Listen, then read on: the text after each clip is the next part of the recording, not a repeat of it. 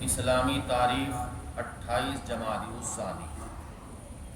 حضور اکرم صلی اللہ علیہ وسلم کی بیماری کا زمانہ۔ حضور اکرم صلی اللہ علیہ وسلم ماہ صفر سن 11 ہجری کو جنت البقیع میں دعائے مغفرت کے لیے تشریف لے گئے۔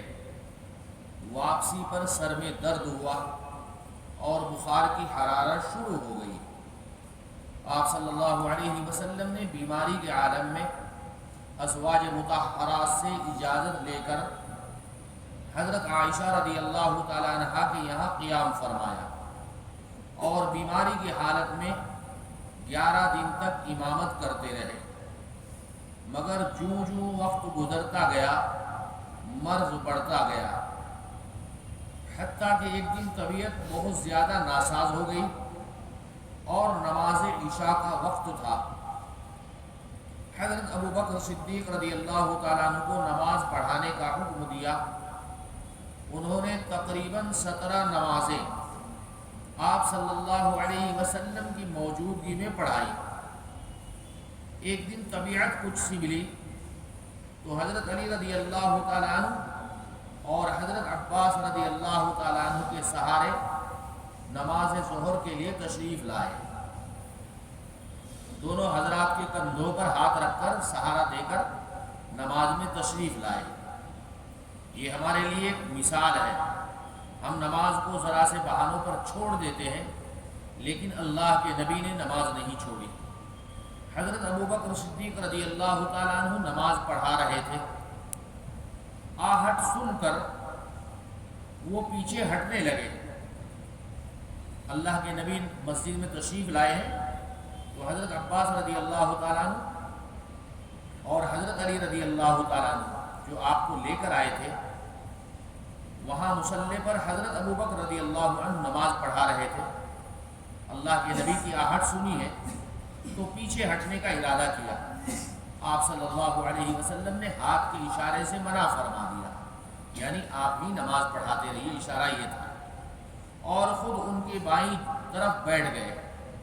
نماز کے بعد فرمایا، اللہ تعالیٰ نے اپنے بندے کو اختیار دیا ہے کہ چاہے وہ دنیا کی نعمتوں کو قبول کر لے یا جو کچھ آخرت میں اللہ کے پاس ہے اس کو پسند کر لے، لیکن اس بندے نے ان چیزوں کو قبول کر لیا ہے جو اللہ کے پاس ہے۔ یعنی اللہ کے نبی علیہ السلام کا اشارہ دنیا سے جانے کا ہے، دنیا سے پردہ فرمانے کا ہے۔ اسی لیے آپ نے فرمایا کہ میں نے اللہ کے پاس جو چیزیں ہیں ان کو پسند کر لیا ہے۔ ایک فرض کے بارے میں، نرخرا، گلے کی نالی، ہم جو آواز نکالتے ہیں، بات کرتے ہیں، اللہ کی قدرت دیکھیے، اللہ نے آواز نکالنے کا کام نرخرے کے ذمہ لگا رکھا ہے۔ نرخرا گلے میں ایک نالی ہے، زبان، ہونٹ اور دانت یہ حروف بنانے کا کام کرتے ہیں، پھر زبان اس کی ادائیگی میں مدد کرتی ہے۔ نرخرے سے آواز نکلنے کی مختلف شکلیں ہوتی ہیں، اسی لیے آوازوں میں بھی تفاوت ہوتا ہے۔ جس طرح دو آدمیوں کی شکل و صورت بالکل ایک جیسی نہیں ہوتی، اسی طرح ان کی آواز بھی ایک جیسی نہیں ہوتی۔ سبحان اللہ، انسانی جسم کے ہر عضو میں اللہ کی کتنی بڑی قدرت کار فرما ہے۔ ایک سنت کے بارے میں، تمام رسولوں پر ایمان لانا۔ قرآن کریم میں اللہ تعالیٰ فرماتے ہیں جو لوگ اللہ تعالیٰ پر ایمان رکھتے ہیں اور اس کے رسولوں پر بھی، اور ان میں سے کسی میں فرق نہیں کرتے، ان لوگوں کو اللہ تعالیٰ ضرور ان کا ثواب دیں گے، اور اللہ تعالیٰ بڑے مغفرت والے ہیں، بڑے رحمت والے ہیں۔ اللہ تعالیٰ نے انسانوں کی ہدایت اور رہنمائی کے لیے جتنے نبی اور رسول بھیجے ہیں ان سب پر ایمان لانا فرض ہے۔ ایک سنت کے بارے میں، قرآن کریم کی تلاوت ٹھہر ٹھہر کر کرنا۔ حضرت ام سلمہ رضی اللہ تعالیٰ عنہا سے رسول اللہ صلی اللہ علیہ وسلم کی تلاوت کی کیفیت کے بارے میں پوچھا گیا یعنی اللہ کے نبی کیسی تلاوت کرتے تھے، کیسے قرآن کریم پڑھتے تھے، تو انہوں نے ایک ایک کلمہ الگ الگ پڑھ کر بتایا، یعنی میرے محبوب اس طریقے سے قرآن کریم پڑھتے تھے۔ ایک اہم عمل کی فضیلت، اللہ کے خوف سے رونا۔ رسول اللہ صلی اللہ علیہ وسلم نے فرمایا، جس نے اللہ کو یاد کیا اور اس کے خوف سے، اس کے ڈر سے آنکھیں بہہ پڑی، آنکھوں سے آنسو آ گئے، یہاں تک کہ زمین پر اس کے آنسو گر پڑے، تو قیامت کے دن اس کو عذاب نہیں دیا جائے گا۔ لیکن ہماری آنکھیں بھی خشک ہو گئی اور ہمارے دل بھی پتھر کے مانند ہو گئے ہیں۔ اللہ وہ رونے والی آنکھیں نصیب فرمائے، اور وہ تڑپنے والا دل دیکھ کر، جس پریشان حال کو دیکھ کر دل تڑپتا ہے، اللہ وہ دل بھی ہم کو میسر فرمائے۔ ایک گناہ کے بارے میں، چند بڑے گناہ، رسول اللہ صلی اللہ علیہ وسلم نے فرمایا 4 شخص ایسے ہیں کہ اللہ تعالیٰ کو حق ہے کہ ان کو جنت میں داخل نہ کرے اور اس کی نعمتوں کا مزہ نہ چکھائے۔ شراب کا عادی، نمبر 2 ناحق یتیم کا مال کھانے والا، نمبر 3 سود کھانے والا، نمبر 4 والدین کی نافرمانی کرنے والا۔ اللہ ان چیزوں سے ہماری حفاظت فرمائے۔ دنیا کے بارے میں، دنیا ذلیل ہو کر کب آتی ہے؟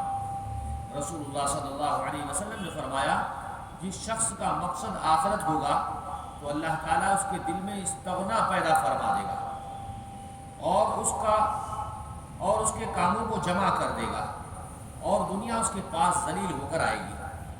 اور جس کا مقصد دنیا ہوگا تو اللہ تعالیٰ اس کے فکر کو، اس کی تکلیف کو، اس کی تنگی کو، اس کی پریشانی کو اس کے سامنے کر دے گا اور اس کے کاموں کو پھیلا دے گا، اور دنیا اس کے مقدر کی ہی آئے گی۔ آخرت کے بارے میں، قیامت کا منظر، قرآن میں اللہ تعالیٰ فرماتے ہیں، خبردار ہو جاؤ جب زمین کو پوری طرح کوٹ کر چور چور کر دیا جائے گا اور تمہارا پروردگار جلوہ فرمائے گا اور فرشتے صف باندھ کر میدان حشر میں آ جائیں گے اور اس دن جہنم کو سامنے لایا جائے گا۔ طب نبوی سے علاج، تربوز کے فوائد۔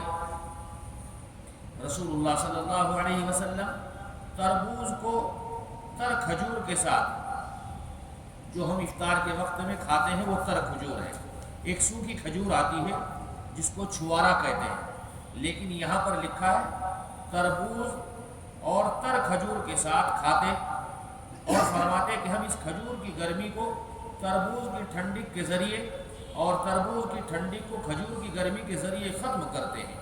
میرے آقا نے اس کا علاج بتلایا ہے۔ تربوز گرمی کی شدت کو کم کرتا ہے اور گرمی کی وجہ سے ہونے والے سر درد میں بے حد مفید ہے۔ سبحان اللہ وبحمدہ، سبحانک اللہم وبحمدک، ونشہد ان لا الہ الا انت، نستغفرک ونتوب الیک۔ سبحان ربک رب العزة عما یصفون، وسلام علی المرسلین، والحمد للہ رب العالمین۔